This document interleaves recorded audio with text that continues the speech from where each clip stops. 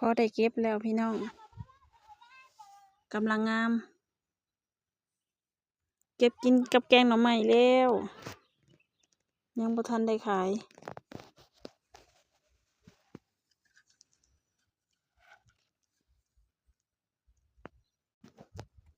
แบ่งมาใส่อีกคลองหนึ่ง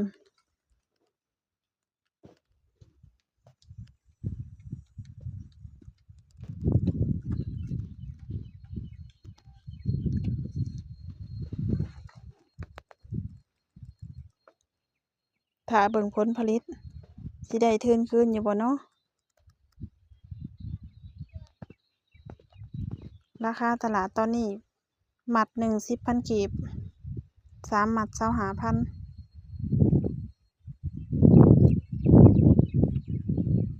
อนาคตแม่ค้าพากันจอง